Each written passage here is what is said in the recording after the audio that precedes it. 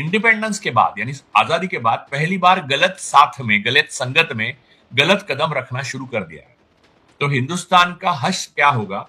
ये गलत संगत का जो हश्र होता है वो वही होगा कि वो इजराइल को भी पापा बनाने को तैयार है। वो किसी को जो मुसलमान के खिलाफ बोल दे, कोई अगर सड़क पर चलता कुत्ता मुसलमान के खिलाफ बोल दे, कुत्ते की क्या बात करनी है, सुअर हाथ में लेके घूम रहे हैं, देखा ही है हमने।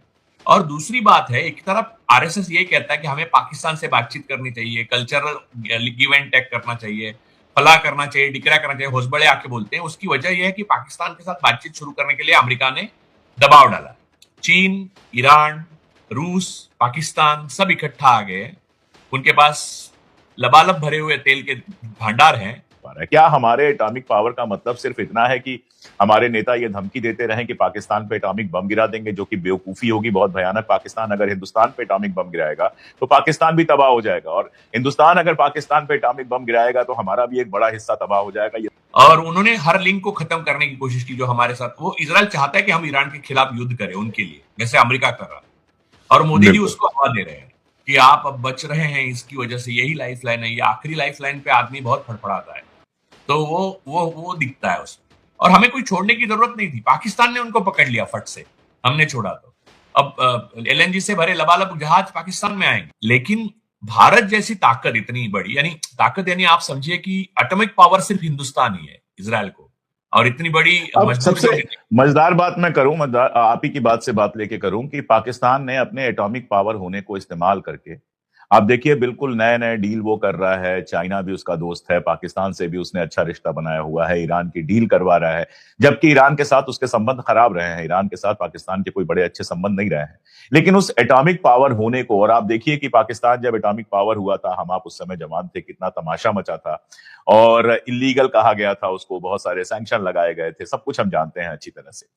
लेकिन एटॉमिक पावर होने को हिंदुस्तान क्यों नहीं इस्तेमाल कर पा रहा है? क्या हमारे एटॉमिक पावर का मतलब सिर्फ इतना है कि हमारे नेता ये धमकी देते रहें कि पाकिस्तान पे एटॉमिक बम गिरा देंगे, जो कि बेवकूफी होगी, बहुत भयानक। पाकिस्तान अगर हिंदुस्तान पे एटॉमिक बम गिराएगा तो पाकिस्तान भी तबाह हो जाएगा, और हिंदुस्तान अगर पाकिस्तान पे एटॉमिक बम गिराएगा तो हमारा भी एक बड़ा हिस्सा तबाह हो जाएगा, ये सब जानते हैं।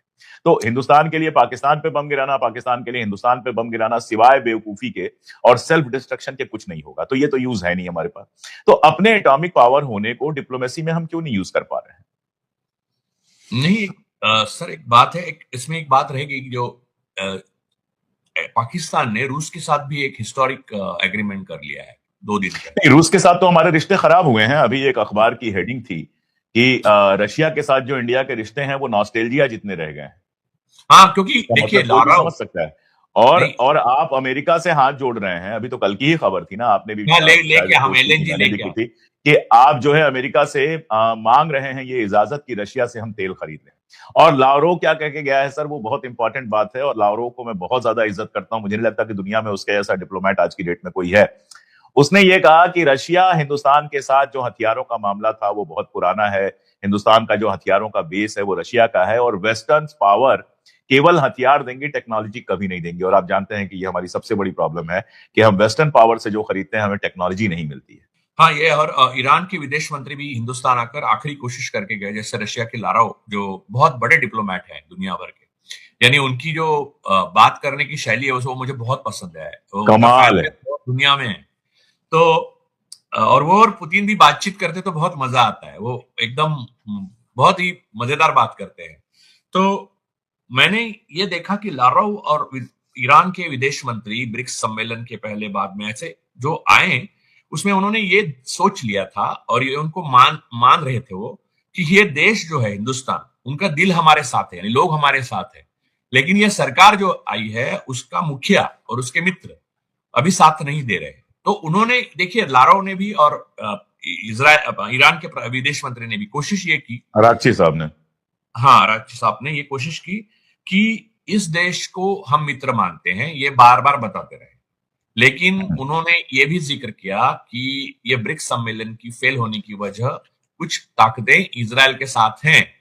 तो और उसी में इजराइल के प्रधानमंत्री ने यूएई का निकाला, यूएई का विजिट करके वो बाहर निकाल दिया।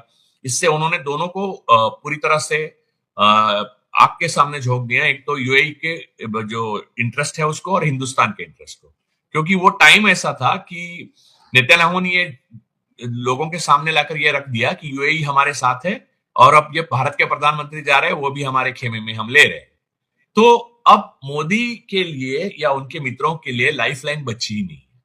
तो उनको अब ये इनके साथ खींचते चला जाना है। देखिए आप, ये मुझे एक चीज की याद दिलाता है, दूसरे विश्व युद्ध में एक दुर्भाग्य की बात क्या है कि इस देश के नागरिक हम हैं, तो इनके साथ हम कुछ दिन खींचते खींचे चले जाएंगे, और यूएई लोगों को लगता है 30 मिलियन बैरल्स दे आप रहा तो है। आप तो कॉकरोच हैं, मैं भी कॉकरोच हूं, हम हाँ, और कॉकरोच हैं, पैरासाइट भी पैरासाइट भी। पैरासाइट्स हैं। हाँ। तो वो क्या स्वर्णकांता हो या सूर्यकांता हो, ऐसे ही बात करते हैं। अब क्या ही करें, हमारे लॉर्ड्स हैं और हमारे महामहिम हैं, वो ऐसी बातें करेंगे तो हम कहीं के नहीं रहेंगे।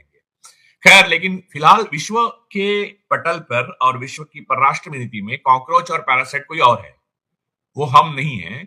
हमें उसमें वो घसीटा इजराइल जा है। रहा है क्योंकि हम जनता है।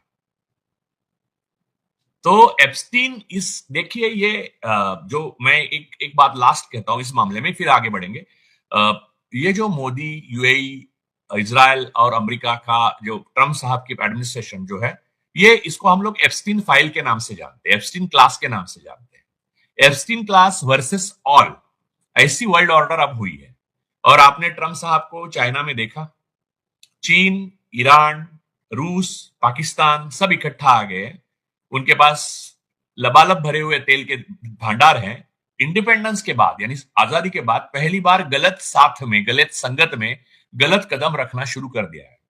तो हिंदुस्तान का हश्र क्या होगा? ये गलत संगत का जो हश्र होता है वो वही होगा।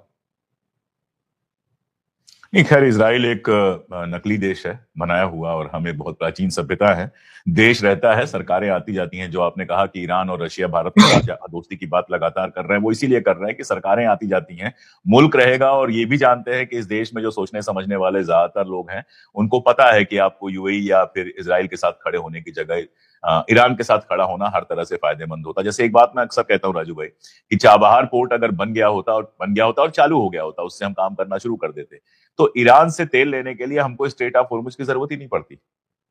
स्ट्रेट ऑफ होर्मुज उधर रह जाता और चाबहार से सीधे मुंबई हमारे पास तेल आता बिना किसी संकट के। और हजारों करोड़ रुपए खर्च करने के बाद आप एक पोर्ट से बाहर निकल, जिस पोर्ट को आपने बनाया है, जिस पोर्ट को शुरू से लेकर आखिर तक आपने बनाया है, तैयार किया है, मजे दूसरे करेंगे उस पर, जो किसी भी हाल में सरकार का समर्थन करने को तैयार है, और जिसकी मुस्लिम हेट इतनी ज्यादा है कि वो इजराइल को भी पापा बनाने को तैयार है। वो किसी को जो मुसलमान के खिलाफ बोल दे, कोई अगर सड़क पर चलता कुत्ता मुसलमान के खिलाफ बोल दे, कुत्ते की क्या बात करनी है, सुअर हाथ में लेके घूम रहे हैं, देखा ही है हमने, क्योंकि मुसलमानों में सुअर हराम है। तो ये जो एक पूरा क्लास बना हुआ है, इसका कितना और कितना लंबा असर पड़ेगा हिंदुस्तान की अंदर की छवि पर और बाहर की छवि पे, क्योंकि बाहर भी हमारी छवि बहुत बहुत खराब हुई है पिछले 10-12 सालों में। सर, मैं इससे पहले चाबार पोर्ट पे एक ही टिप्पणी करना चाहूंगा ताकि उससे ये जोड़ बिल्कुल। सकूं बात। चाबार पोर्ट पे जब ईरान इजराइल वॉर शुरू हुआ, तो आप समझिए कि हमने डेवलप किया, हमारे पैसे गए, हिंदुस्तान के लोगों के पैसे गए, मोदी जी के नहीं, पर्सनल पैसे थोड़ी जाते हैं।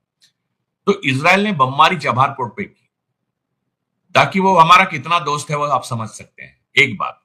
और उन्होंने हर लिंक को खत्म करने की कोशिश की जो हमारे साथ, वो इजराइल चाहता है कि हम ईरान के खिलाफ युद्ध करें उनके लिए, जैसे अमेरिका कर रहा है, और मोदी जी बिल्कुल। उसको हवा दे रहे हैं। मैं आज भी ये मानता हूं कि हिंदुस्तानी आदमी के मन में मुसलमानों के प्रति इतनी नफरत, इतना द्वेष जो है, वो सिंथेटिक है। That is also that is also happen just because we are enslaved by Israel. ये लोग जो गाजा में, ओरिजिनल नहीं है वो। यस, ये लोग जो गाजा में और लेबनान में कर रहे हैं, वही हिंदुस्तान में अपने नागरिकों के साथ करने के लिए बाध्य कर रहे हैं। जैसे एसआईआर की प्रक्रिया में मुसलमानों को सेकंड सिटीजन बनाना है, मैं मानता हूं कि यह देशद्रोह की प्रक्रिया है। तो ये देशद्रोह इजराइल के दबाव में हम कर रहे हैं। और दूसरी बात है, एक तरफ आरएसएस ये कहता है कि हमें पाकिस्तान से बातचीत करनी चाहिए, कल्चरल गिव एंड टेक करना चाहिए, फला करना चाहिए, डिकरा करना चाहिए, होसबड़े आके बोलते हैं। उसकी वजह यह है कि पाकिस्तान के साथ बातचीत शुरू करने के लिए अमेरिका ने दबाव डाला है। तो मोदी खुद तो बोल नहीं सकते, तो वो भोसबड़े से बुलवा रहे। लेकिन इसमें एक अंतर्विरोध यह है कि आप देश के मुसलमानों को रोज पीट रहे हो, मार रहे हो, उनके बुलडोज कर रहे हो घर, कि आप अब बच रहे हैं इसकी वजह से, यही लाइफ लाइन है, ये आखिरी लाइफ लाइन पे आदमी बहुत फड़फड़ाता है। तो वो दिखता है उसमें। ये उत्साह आपने कभी शी जिनपिंग में नहीं देखा होगा। उनको ट्रम्प कभी क्या इतना, और कोई, मतलब गजब का कूल आदमी। और भाई साहब, केवल शी जिनपिंग की बात नहीं है, आप पूरा इंटरनेशनली देखिए, जहां गले भी मिलते हैं वहां भी आप देखिए, वो इतना मतलब सिंपल सा होता है कि आपके अलग से नजर नहीं आती। जैसे हम लोग भी गले मिलते हैं, नॉर्मल जो गले मिलते हैं, तो आप एक हाथ बढ़ाते हैं, अगला आदमी हल्का सा बढ़ता है, एक दूसरे की पीठ थपथपाते हैं, बात खत्म हो जाती है। वो जो लपट के और झपट के गले लगाने का होता है, ये तो बहुत क्लोज दोस्तों में होता है। आपके जीवन में कोई दो चार लोग होते हैं जिसके साथ आप ये करते हैं। नहीं सर, ऐसा है कि ये जो गले लगाना बॉडी लैंग्वेज की स्टडीज है उसमें देखिए, इंटरनेशनल पॉलिटिक्स में यानी पूरे विदेश नीति में गले लगाने की बहुत कम अवसर आते हैं। ऐसे आप किसी को गले नहीं लगाते, बहुत कम बार ऐसा। वो भी आपको मालूम होता है कि देश की जनता एक तरफ है, वो उसका रक्षा करने के लिए आए हो, आपके उनके प्रतिनिधि हो, और सामने वाले को एक फॉर्मल गले। इनफैक्ट राजू भाई, डिप्लोमेसी में कहा जाता है कि आपका हर जेस्चर जो होता है वो टेलिंग होता है। हाँ, आप हर जेस्चर जो देते हो उसका कोई मतलब निकाला जाता है। बिना मतलब के जेस्चर का कोई मतलब ही डिप्लोमेसी नहीं, में नहीं होता है। मोदी जी के पास शब्द नहीं बचे हैं, उनके पास कोई इंटेलेक्चुअल थॉट नहीं है, उनका दोस्त भी उनका कोई और तय कर रहा है। तो वो बस अपने उत्साह को बचाए रखने के लिए खुद ही को समझा रहे हो कि हाँ हाँ मैं उत्साहित हूं, एक एक उसका अर्थ है। दूसरा, ये हर विदेशी नेता को, गोरे नेता को या अमीर नेता को अपनी प्रियतमा जैसा गले लगाना बहुत अभद्र है। हम्म। जबकि पूरा देश, Hindustan overall by and large देश ईरान के साथ है, रूस के साथ दिल है। मेरा जूता है जापानी, वैसे वो दिल है हिंदुस्तानी, तो हिंदुस्तानी दिल रूस के साथ है, ईरान के साथ है, नेचुरल अलाई है हमारे। और हमें कोई छोड़ने की जरूरत नहीं थी, पाकिस्तान ने उनको पकड़ लिया फट से, हमने छोड़ा तो। अब एलएनजी से भरे लबालब जहाज पाकिस्तान में आएंगे। कतर से तो आ रहा है, बताइए। कतर से पाकिस्तान पहुंच रहा है, हमारे पास देखिए नहीं पहुंच रहा है। लीजिए। इसलिए पाकिस्तान, ये लोग जो भक्त लोग बोलते रहे हैं कि पाकिस्तान दिवालिया बन गया, अरे वो अब उसके प्रधानमंत्री ने कोई भाषण नहीं किया कि गोल्ड सोना मत खरीदो, ये उनको कुछ फर्क नहीं पड़ेगा अभी। अच्छा, तो पाकिस्तान दिवालिया हुआ तो पाकिस्तान की प्रॉब्लम है, इसमें हमारे लिए खुश होने वाली क्या बात है? हाँ, और दूसरी बात यह हमारी है क्या कि इकोनॉमिक स्थिति है, उस पर हम खुश हों दुखी हों तो समझ में आता है।